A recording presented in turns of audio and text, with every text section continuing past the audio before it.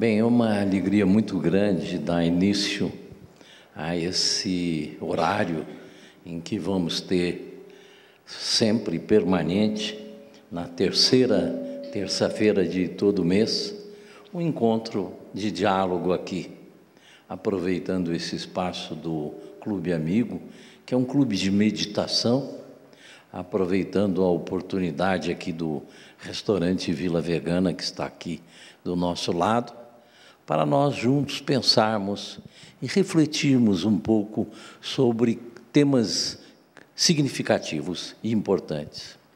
No dia de hoje, o tema que foi escolhido para que nós trocássemos ideias, porque, como dissemos, é um diálogo entre nós, eu farei algumas considerações, mas é importante que todos possam participar dessa troca de ideias e de informações sobre um tema da mais alta importância. Se é possível a gente viver uma vida de plenitude, de harmonia, de felicidade, de tranquilidade, de paz, num mundo tão conflituoso, num mundo de tanta violência, num mundo que nós temos com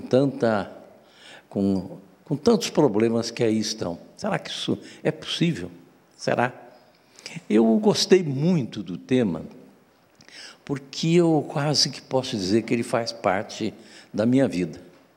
A minha vida, desde o que eu aprendi na infância com minha mãe, sempre teve voltado para isso, para a gente viver em plenitude no meio do caos.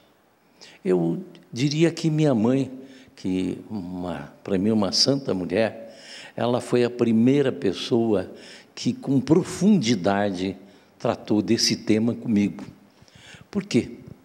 Porque toda criança chora, vai, mamãe, isso e aquilo, fulano isso, beltrano aquilo, sempre tem seus fatores que trazem tristeza, que trazem infelicidade.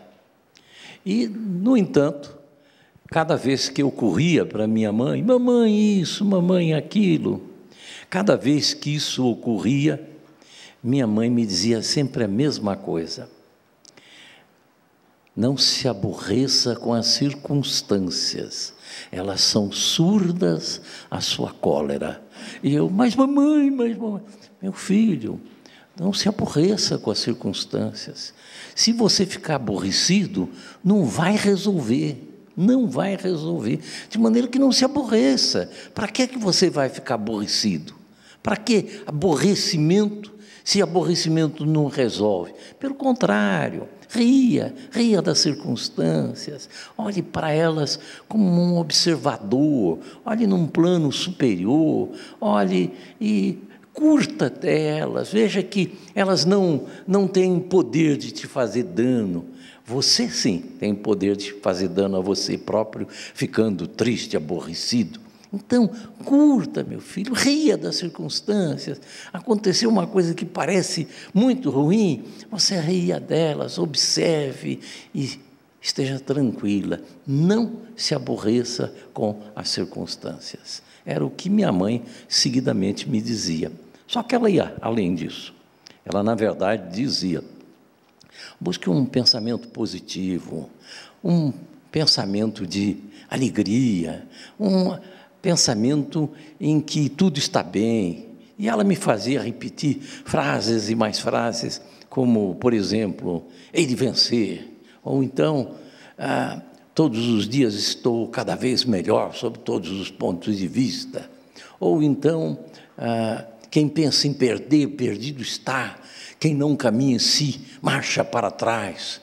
E isso repetido na segunda, na terça, na quarta, numa semana, na outra semana, no mês, no outro mês, no outro ano e no outro ano, acaba integrando a vida da gente. Cada vez na minha vida que surgiu um problema, eu voltava à minha mãe. Ela sempre foi a marca da minha vida, né? Porque ela foi realmente uma grande educadora. Voltava a minha mãe e dizia: não se aborreça com as circunstâncias, ria delas, observe, olhe de cima, mantenha o pensamento positivo, é de vencer, está tudo bem, tudo está de acordo com a vida. E então isso foi uma experiência muito forte na minha vida. Então o tema de hoje tem tudo a ver com aquilo que eu pude vivenciar na minha vida.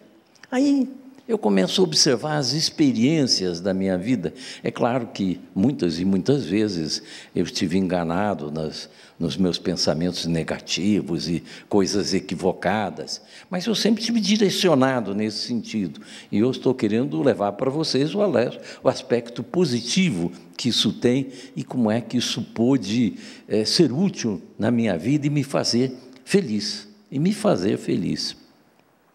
Eu me lembro que eu, quando cheguei assim, uma idade já de ser um advogado e ter que enfrentar problemas jurídicos, ex-adversos, como a gente chama no mundo jurídico, né? Aquele com quem a gente contende, e que existe sempre muitos choques de interesses, choques de emoções, e eu deparei com algumas pessoas que visivelmente não tinham um caráter muito bom, e eu disse: eu tenho que proteger meu coração, eu não vou deixar isso ficar no meu coração. E eu me lembro então que o primeiro deles, que teve uma atitude assim mais dura, eu digo: eu vou colocá-lo nas minhas meditações, na minha oração. E eu me lembro que na primeira vez que eu fiz isso, eu primeiro senti um certo incômodo, porque eu tinha a sensação de estar trazendo sujeira para dentro da minha hora de oração. Eu estou trazendo uma pessoa inescrupulosa para a hora da minha oração. Aquilo me causou um certo conflito naquele instante. Mas eu insisti e passei a rezar pelo primeiro, e depois veio o segundo, veio o terceiro, veio o quarto. Chegou a ter uma penca deles, que eu rezava por eles. E aí aconteceu a coisa mais interessante da minha vida. Eu me lembro que todos eles, mudaram o modo de ser comigo. Passaram a ser simpáticos, passaram a ser atenciosos, passaram a ser mais solícitos. Eu digo: meu Deus, será que eles que mudaram ou será que fui eu que mudei? Porque eu fiquei em dúvida será que o meu olhar anterior de achar que eles tinham essas características era verdadeiro, ou será que era verdadeiramente eles foram influenciados pela minha oração? Eu, na verdade, não sei, mas eu sei que uma coisa extraordinária aconteceu. Eu passei a tê-los como amigos, como companheiros, como pessoas, porque um advogado trabalha sempre no tribunal e está encontrando com os mesmos advogados, com os mesmos juízes, diuturnamente. E eu passei a encontrá-los com outra visão, com outro olhar. Eu digo: olha que coisa interessante isso, como é interessante. Um ponto importante que eu também tive da minha experiência de vida: minha mãe me ensinou a rezar desde que eu era pequeno. Curiosamente, ela nunca me levou para ser batizado em nenhuma igreja, mas ela diariamente rezava comigo. E ela começava a reza com o Pai Nosso, depois: agora vamos rezar pela humanidade, vamos desejar uma humanidade feliz, uma humanidade próspera, uma humanidade ditosa. Depois ela passava e disse: agora vamos rezar pelos enfermos, as pessoas que estão nos hospitais, que estão sofrendo, elas precisam de conforto. Vamos pedir que elas se tranquilizem, que vejam que faz parte de um processo natural da vida.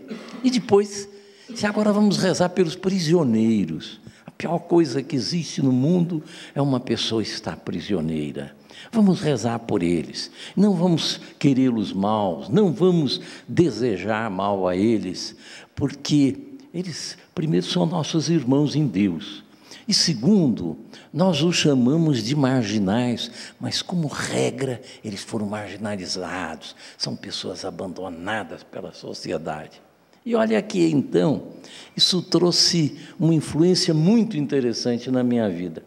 Eu, quando em toda a história via um prisioneiro, e até tive a ocasião de fazer advocacia criminal, defendendo pessoas que estavam presas, ou lendo nas notícias, nos jornais, eu sempre tive um sentido de compaixão para com eles, de piedade para com eles, de amorosidade. E aí eu vejo que, conforme a cor da lente dos nossos olhos, a gente vê o mundo. E até me faz lembrar uma passagem de Krishnamurti. Krishnamurti, um sábio filósofo indiano do século passado, né? Numa das palestras, etc. e tal, em que ele falou da mudança, da transformação, e que, para que possa transformar o mundo, uma pessoa da plateia disse: o que adianta eu mudar? Se eu mudar, o mundo vai continuar sendo o mesmo. E aí o Krishnamurti disse: não, você mude, você vai ver que o mundo não é mais o mesmo. Olha, é aquela experiência que eu havia tido e é a experiência que realmente nós vemos o mundo de acordo com os nossos olhos. Se nós olharmos o mundo com os nossos olhos de que eu sou coitadinho, eu sou miserável, eu sou abandonado, ninguém me quer, ninguém me ama, ninguém me chama de meu amor, se nós olharmos o mundo com esses olhos, nós vamos ver o mundo com esses olhos. Agora, se nós olharmos o mundo percebendo que cada pessoa é um ser divino, que na saga da sua alma tem a sua trajetória, tem as suas dificuldades, tem os seus problemas, mas faz parte da nossa vida em Deus. Se nós olharmos assim, a gente já olha o mundo de outra forma e com outra coloração. E aí eu tive mais outras experiências interessantes. Eu ligava a televisão e aparecia na tela da televisão, seguidas vezes, um personagem que me parecia uma pessoa antipática. Então, eu olhava e disse: ó, ele aí. Ligava, tá ele. Era uma pessoa que faz propaganda sobre tudo. Aí eu parei e pensei assim: meu Deus, eu não aprendi isso da minha mãe, não. Eu aprendi a olhar as pessoas com bons olhos. Por que eu vou olhar assim para ele? Ele tem cara de arrogante? É a cara que ele tem. Mas ele é meu irmão, como é que eu vou vencer isso? Eu vou acolhê-lo como meu filho, ele é meu filho. A partir de agora, eu vou primeiro rezar também por ele, vou acolhê-lo como meu filho. Uma coisa psicológica, mental. Não existe na verdade, ele nem sabe que eu existo. Mas aí eu passei a olhá-lo como meu filho. Curiosamente, em poucos dias, 2, 3, 4 dias, eu ligo a televisão, aparece a imagem dele, digo: oh, meu filho, você está bem, que beleza, você está aí triunfando, né? Olha como é importante, como a gente faz a vida feia, porque a gente quer fazer a vida feia. A gente pode viver uma vida de beleza em qualquer circunstância. Depende do olhar que a gente tem da vida, da razão que a gente tem da existência, do que a gente coloca como razão de ser de nossa vida. Outra experiência nesse mesmo sentido, porque eu estou contando algumas experiências de vida que foram boas e que acho que são interessantes de relatar. É claro que eu sou uma pessoa imperfeita, como todos nós somos imperfeitos. Mas aí, uma outra experiência interessante que eu tive o seguinte: eu durante um tempo, eu morei aqui em Brasília, no centro da cidade, em um hotel. E lá no hotel, lá embaixo, sempre, todos os dias, era um ponto em que travestis vinham oferecer os seus serviços, né? E aquilo me incomodava, eu chegava ali e via aquilo e dizia: meu Deus, que degradação, era o pensamento que me ocorria, e aquilo até gostava de nem olhar, aquilo me machucava um pouco. Eu parei e pensei: mas por que eu vou deixar que isso aconteça. Eu tenho que proteger não só o meu coração, mas entender que são almas que estão passando por um espaço dolorido, terrível, experiências difíceis de suas vidas. Eu vou olhá-los com outro olhar. E, tomando essa determinação, ao tomar a determinação, automaticamente, quando eu passava, eu já não sentia mais aquele mal-estar, aquele rancor, aquele modo de sentir. Então, eu passei automaticamente a olhar bem para eles, olhar. E aí aconteceu uma experiência bastante curiosa. Um dia desses, tem um posto de gasolina ali do lado do hotel, eu fui lá comprar água, qualquer coisa parecida. E chegando lá no posto de gasolina, tinha um desses travestis, mas todo enfeitado, com uma apresentação assim, que eu certamente diria que horror, né? Mas eu já com meu coração preparado para uma visão diferente, uma visão diferenciada, eu olhei com simpatia para ele. E, ao olhar com simpatia para ele, talvez até pensando um cliente, ele olhou para mim, sorriu para mim, eu sorri para ele. Achei tão lindo aquele instante. Eu que olhava com olhar tão negativo, aí eu vejo que eu podia, ao contrário, sentir amor, ternura, carinho por aquela alma que estava ali passando por aquela situação.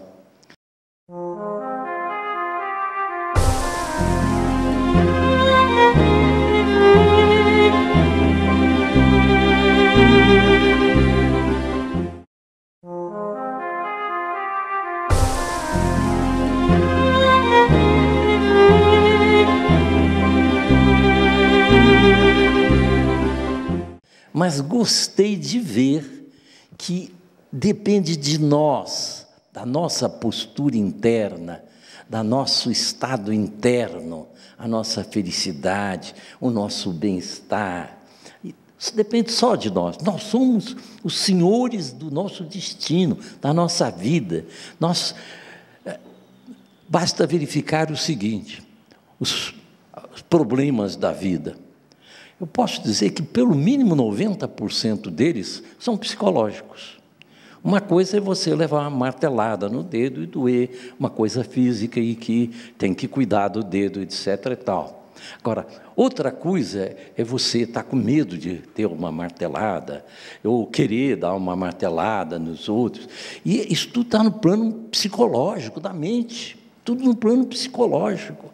E nós vivemos nesse plano psicológico. Nós vivemos na nossa mente, forjando ideias de ódio, ideias de rancor, ideias de medo, ideias de vingança, ou forjando ideias de amor, de ternura. Então, conforme nós direcionamos a nossa mente, olham bem, conforme nós direcionamos a nossa mente, nós vamos alcançar aquele objetivo de uma vida harmoniosa, feliz, ou de uma vida cheia de problemas. Nossa mente precisa ser iluminada pela luz do Espírito, pela luz da nossa alma genuína, que ela, por si só, ela é a expressão da divindade. Então, esse conjunto de coisas e de experiências, eu pude verificar que corresponde fielmente ao que nós encontramos na literatura e nos estudos dos maiores filósofos ou santos da humanidade. Nós vamos ver, eu, por exemplo, menciono, uma vez eu fui assistir uma palestra do Dalai Lama.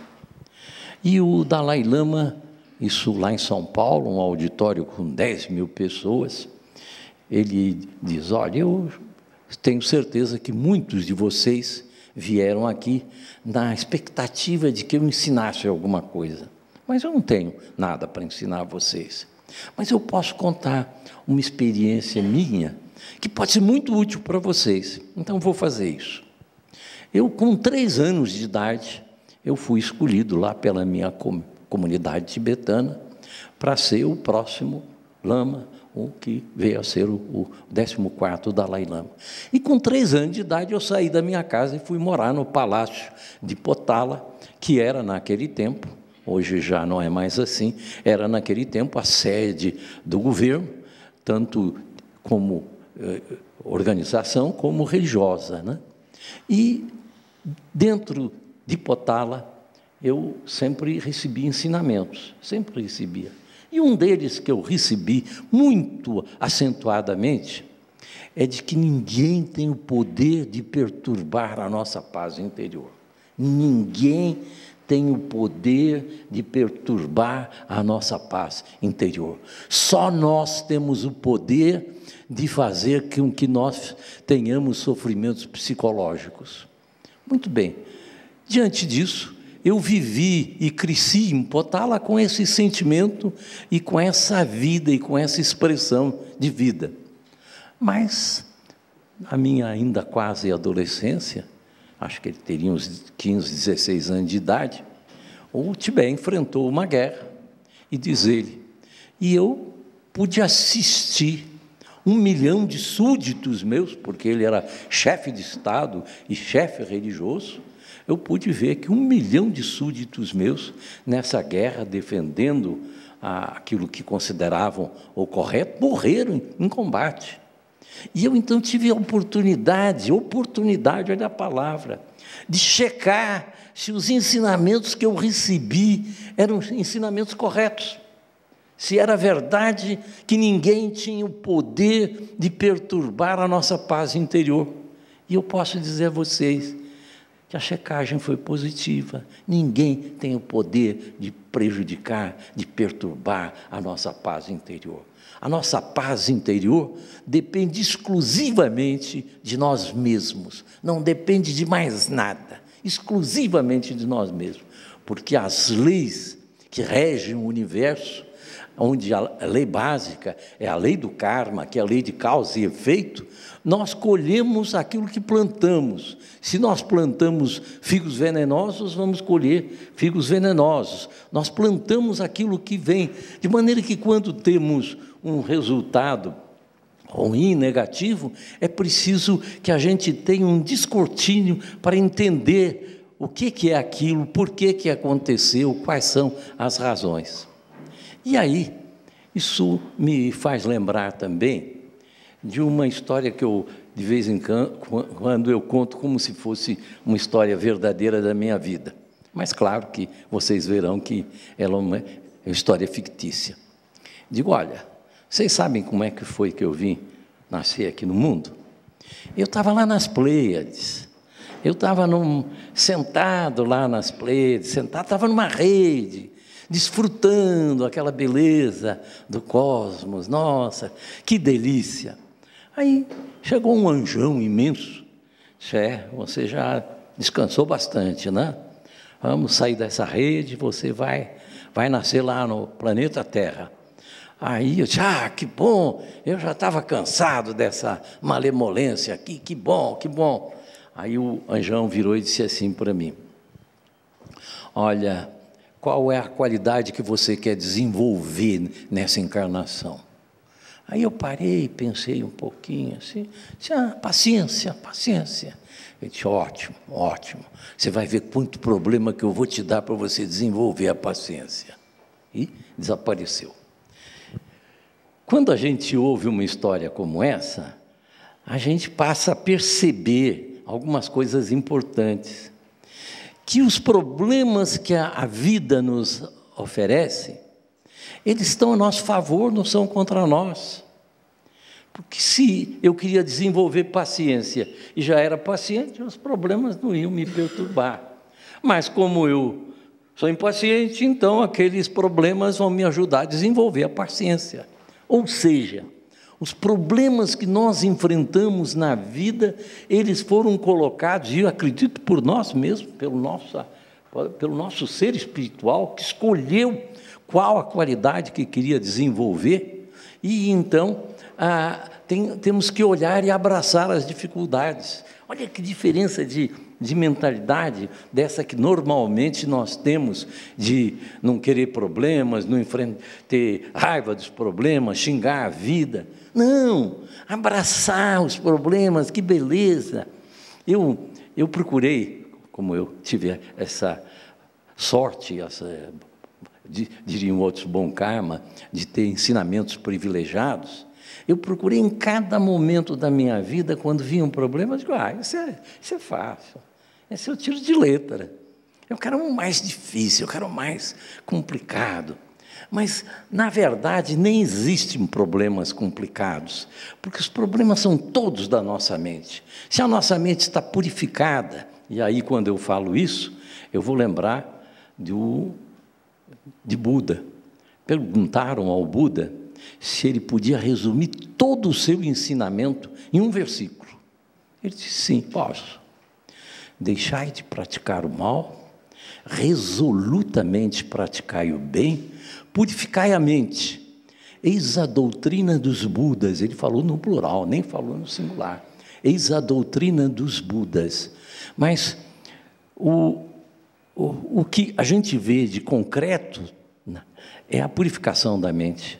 Porque uma mente purificada, com olhos, com lentes transparentes e não coloridas de marrom ou de cinza, ela vai estar na vida limpa, estará purificada para fazer um trabalho de alto significado nessa vida, para uma vida de beleza, uma vida de amor, para uma vida de plenitude. Então, esse ensinamento nos mostra isso, e o fato que eu contei da experiência de desenvolver a paciência e de não ser colocados problemas, é um indicativo de que os problemas precisam ser vistos com outro olhar. E vendo com outro olhar, o que vai ocorrer naturalmente? Nós vamos viver bem. E o que existe mais importante do que viver bem, sem conflitos, sem traumas, sem desesperos, achando que a vida está bem? Nós temos que ver a vida com alegria, ver a alegria com ternura. O próprio Buda, ele tem nos seus ensinamentos um versículo que ele diz assim: as tendências para as exterioridades em mim mortas estão, extintas e arrancadas as suas raízes. Assim como o lótus encantador e belo não é maculado pelas águas, assim não me macula o mundo, e por isso, ó Brahmane, eu sou o Buda. Ou seja, ele está liberto das tendências das exterioridades, a sua vida, e aí cabe um ensinamento, um estudo, não um ensinamento, um estudo profundo de autoconhecimento. Quem somos nós? O que estamos fazendo aqui? O que é a vida? Para que serve a vida? Mas esse ponto do autoconhecimento, em outro momento, a gente examina. Neste momento, nós estamos examinando o aspecto de que nós podemos viver em plenitude, com todos os obstáculos da vida, porque é na mente que estão os nossos problemas todos, e eles, na verdade, são irreais, porque os problemas em si, eles têm seu significado, têm sua razão de ser, e, acima de tudo, eles são um aprendizado para cada um de nós. Assim, eu penso que pude desenvolver um pouco a ideia, que eu acho que é importante que a gente possa entender bem, que quase todos nós vivemos com problemas que existem na nossa mente, que não são problemas reais, que você pode realmente amar o seu inimigo, pode amar a humanidade, pode enfrentar todas as dificuldades com plenitude, com amor, com beleza, com alegria. Alegria que é a razão de ser da própria existência. Na existência nossa, nós temos que estar em plenitude, em felicidade, em alegria. Com isso, eu encerro essa parte da fala para que a gente possa trocar ideias sobre o tema.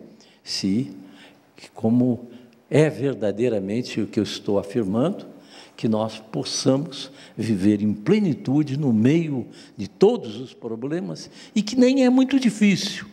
depende muito de como nós direcionamos a nossa mente, da cor da lente dos nossos óculos, da posição que nós nos colocamos diante da vida, porque conforme a posição que nós nos colocamos diante da vida, é que nós vemos a vida.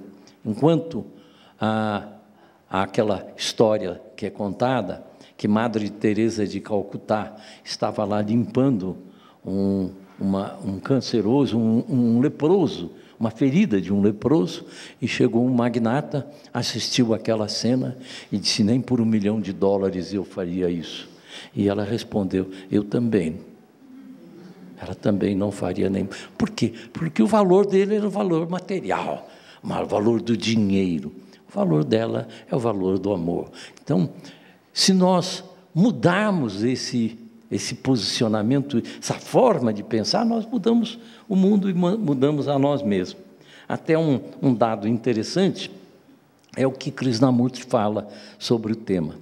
Ele diz que essa mudança não é para ser feito por etapas, não, como todos nós acreditamos, que é quando a gente percebe e entende isso na sua essência, na sua profundidade, é como um raio, a mudança é imediata. O Capra, até num dos livros, ele menciona o Krishnamurti, dizendo que ele foi assistir uma palestra do Krishnamurti, e o Krishnamurti disse, ele estava falando sobre o medo, e que o Krishnamurti disse: eu espero que vocês, depois da minha palestra, ninguém mais tenha nenhum tipo de medo. Porque se continuarem tendo medo, é porque não adiantou nada o que eu falei. Porque a mudança é aqui, agora. Não existe isso de mudança em prestações de posições. E aí a imagem que eu vejo, que é como a luz. Eu tenho uma sala escura. Aí eu vou ali, aperto o botão, acendo a lâmpada. Acende. Ou apertar o botão, você ilumina a sala. Você traz a luz, a mudança é imediata.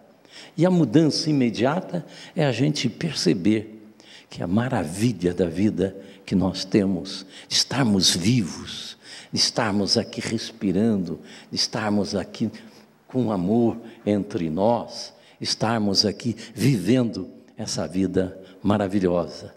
E devo dizer que, com todos os meus defeitos, e que não são poucos, eu tenho vivido uma vida de felicidade, de plenitude, de alegria, com todos os obstáculos que eu tenho oferecido, tem sido apresentado para mim nesta vida. Porque eu sou melhor do que os outros? Não, não sou melhor do que ninguém. Apenas eu segui o caminho certo. Porque não adianta a gente querer fazer a transformação batendo na porta errada. Por exemplo, grito não abre porta. Para abrir porta eu preciso ou de chave ou de chaveiro. Eu tenho o caminho certo de abrir uma porta. Como tem o caminho certo de a gente conquistar essa paz interior, essa plenitude interior. E não se faz isso sem esforço. Qual o esforço? De desenvolver o poder da vontade para que essa determinação se faça presente. Assim como um atleta, ele, para ficar musculoso, faz o exercício e depois fica forte, ele fica com seus músculos fortes porque ele praticou. Nós temos que praticar as virtudes, temos que praticar as virtudes. Lembrar em todo instante que nós podemos ser generosos, podemos ser meigos, podemos ser amigos, podemos, diante de uma pessoa irada que está nos ofendendo, não tocar no nosso coração, que temos que reagir diante daquilo. Não, olhar, porque a pessoa está irada, a gente vai até compreendê-la, porque que ela está irada, mas essa paz interna, só eu tenho o poder de perturbá-la. É isso.